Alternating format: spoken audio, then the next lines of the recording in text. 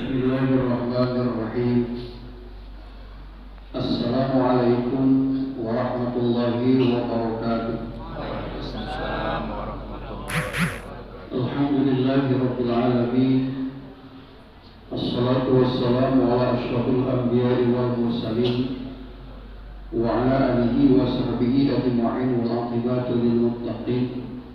La haula wa la quwwata illa billahil aliyyil azim. Allahumma rabbi shrah li sadri wa yassir li amri wahlul 'uqdatam min lisani yafqahu qawli. Wa qala Allah ta'ala fil akhir, a'udzu billahi minasy syaithanir rajim. Subhanaka la 'ilma lana illa ma 'allamtana innaka antal alimul hakim. Sadaqallahul 'azim. Bapak-bapak, ibu-ibu dan saudara-saudara jamaah yang dimuliakan Allah, segala puja dan puji selalu kita persembahkan kepada Allah Rabbul Jalil, Tuhan seluruh sekalian alam, Tuhan yang telah menciptakan langit, bumi dan seluruh isinya. Dia yang mengatur semua peristiwa, semua kejadian dari langit sampai ke bumi. Dia Maha Kuasa, Pengasih dan juga Penyayang. Mudah-mudahan dengan memuji, mengagungkan kebesaran Allah, maka kita hambanya insya Allah selalu pandai menghambakan diri sampai akhir hayat kita nanti. Salawat dan salam kepada junjungan kita Nabi Agung Muhammad sallallahu alaihi wasallam, khatamul anbiya wal mursalin.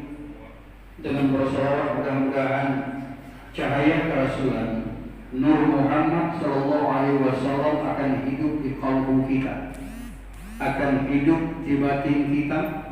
Lalu kita jadikan sebagai pedoman, kita jadikan sebagai pegangan dari semua amalan yang kita lakukan.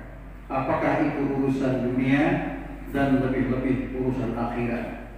Insya Allah dengan berhimpunnya kerasulan di batin kita, maka kita akan merasakan satu ketenangan, satu kebahagiaan dan keselamatan dunia, dan di akhirat semoga syafaatnya kita jumpai. Amin ya rabbal alamin.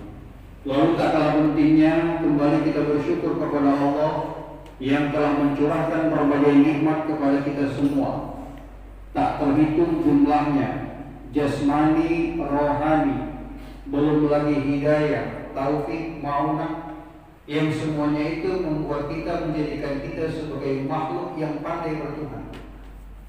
Dan kita yakin tanpa iman Allah kita tidak bisa berbuat apa-apa. Sekecil apapun perbuatan termasuk ibadah, itu dapat kita lakukan karena adanya nikmat dari Allah. Tanpa nikmat Allah, hidup pun kita tak akan bisa. Berbuat amaliyah tidak akan bisa. Sesuai dengan ungkapan kita, pernyataan kita, la haula wala quwwata illa billah. Mudah-mudahan dengan syukur nikmat apa yang diberikan selalu menjadi kebaikan, penuh ridhonya, dan di masa akan datang sebuah nikmat Allah tetap tercurah bagi kita semua. Bapak Ibu jamaah yang saya hormati, alhamdulillah pada malam hari ini kita kembali dengan pertolongan Allah bisa hadir di tempat rangka takarruf, mendekatkan diri kepada Allah Subhanahu wa taala, terutama terkait dengan amaliyah Ramadan 1442 Hijriah. Walaupun kita masih dalam kondisi pandemi, masih dalam kondisi wabah virus COVID-19, tapi kita semua diberikan oleh Allah pertolongan, kekuatan, sehingga bisa hadir di bulan Ramadan ini untuk membekali kita dengan takwa yang lebih banyak lagi dalam rangka mengarungi kehidupan yang panjang di alam akhirat, khalidina fiha abad. Mudah-mudahan Allah selalu berikan pertolongan kepada kita, kesehatan, kekuatan, sehingga Ramadan ini terutama bisa kita lakukan dengan sebaik mungkin dengan segala rangkaian amalnya.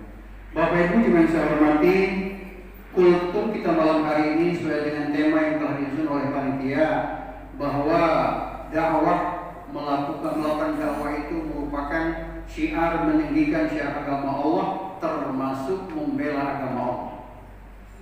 Dakwah itu adalah menyerukan, memanggil, itulah dakwah. Dalam bahasa yang khusus, Bapak Ibu, dakwah itulah menyerukan kepada kebaikan dan juga mencegah dari yang mungkar. Itu dakwah. Kalau baru hanya mampu menyerukan kebaikan, itu belum komplit. Mencegah kemungkaran tanpa melakukan kebaikan itu juga tidak komplit.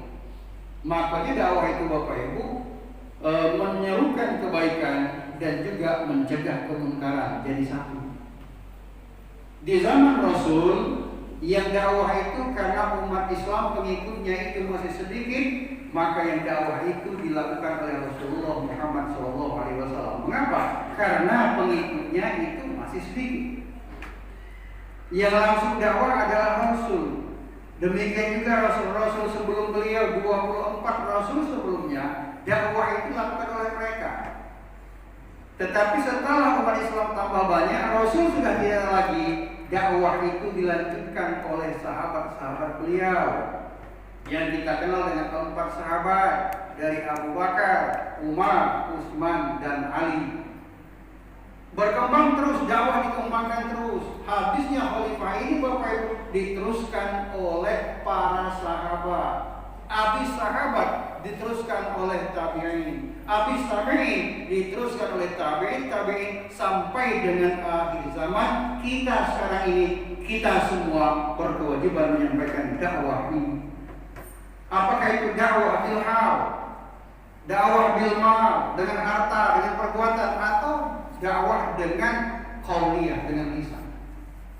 Dan kekeliruan kita selama ini Bapak Ibu, dakwah itu hanya seolah-olah tugas para ustaz, tugas para kiai. Di Al-Quran tidak demikian. Di Al-Quran itu dakwah itu adalah kewajiban setiap orang muslim, semua kita.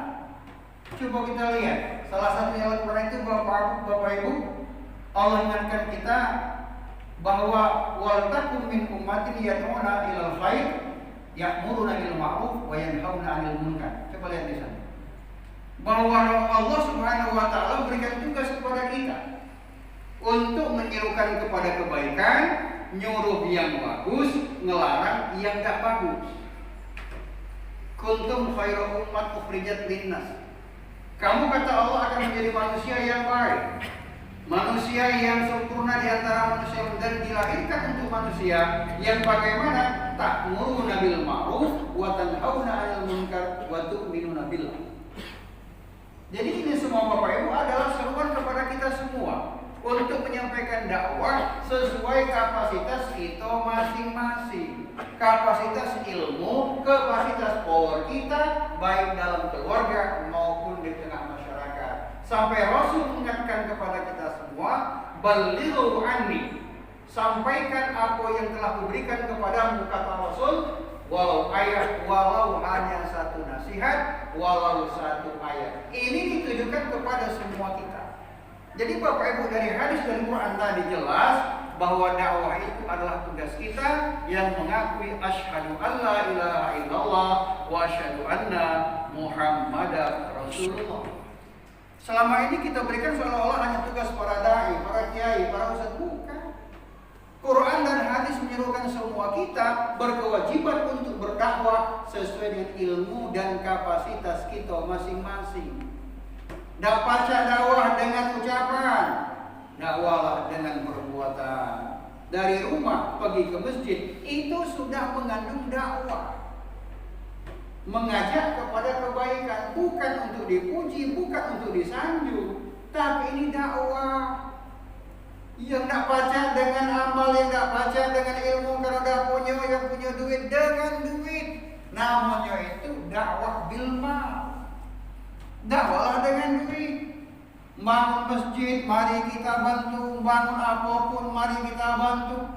Apalagi sekarang Bapak Ibu kita bantu di mana-mana. Jangankan cuma di lingkungan tempat tinggal kita, di Kalimantan, Surabaya, dimanapun baca. Ngapo?